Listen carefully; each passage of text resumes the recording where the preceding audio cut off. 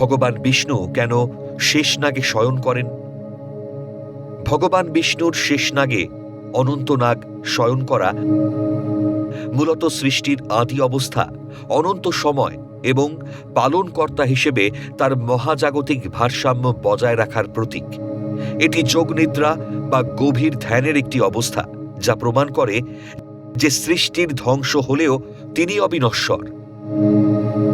শেষনাগ অসীম বা অনন্তের প্রতীক, যার ওপর বিষ্ণু পরম শান্তিতে বিশ্রাম নিয়ে বিশ্ব চরাচর ধারণ করেন। শেষনাগ হলেন অনন্ত, যা কোনো সীমা বা সময় মানে না। বিষ্ণু এই অসীম সাপের ওপর শুয়ে বুঝিয়ে দেন যে তিনি কালের অতীত এবং মহাজাগতিক চক্র নিয়ন্ত্রণ করেন। ভগবান বিষ্ণুর শেষনাগের ওপর শয়ন করার বিষয়টি হিন্দু ধর্মে গভীর আধ্যাত্মিক ও সৃষ্টিতত্ত্বীয় তাৎপর্য বহন করে। শেষনাগের শেষ শব্দের অর্থ হল অবশিষ্টাংশ। পুরাণ অনুযায়ী মহাপ্রলয়ের পর যখন বিশ্বব্রহ্মাণ্ড ধ্বংস হয়ে যায়, তখন যা অবশিষ্ট থাকে তাই শেষনাগ। তিনি অনন্তহীন সময়ের প্রতীক। ভগবান বিষ্ণু মহাজাগতিক সমুদ্র বা ক্ষীরসাগরে শেষনাগের ওপর শায়িত অবস্থায় যোগনিদ্রায় থাকেন। এই নিদ্রা সাধারণ ঘুম নয়, বরং গভীর ধ্যানমগ্ন অবস্থা। মনে করা হয় তার এই ধ্যান থেকেই নতুন সৃষ্টির বীজ উপ্ত হয়। বিষ্ণু হলেন জগতের পালনকর্তা।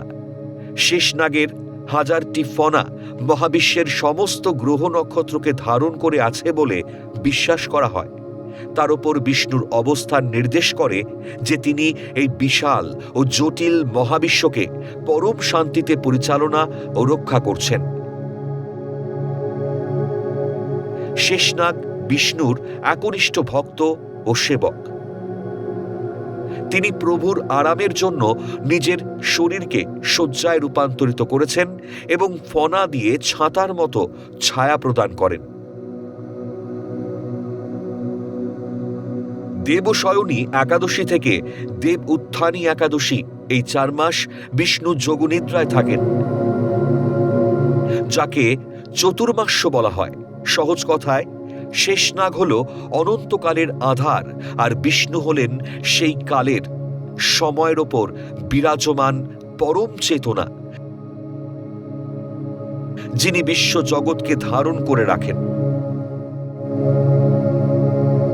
শেষনাগ হলেন নাগরাজ বা সাপের রাজা এবং ভগবান বিষ্ণুর বিশ্ব ব্রহ্মাণ্ড সৃষ্টির অংশবিশেষ।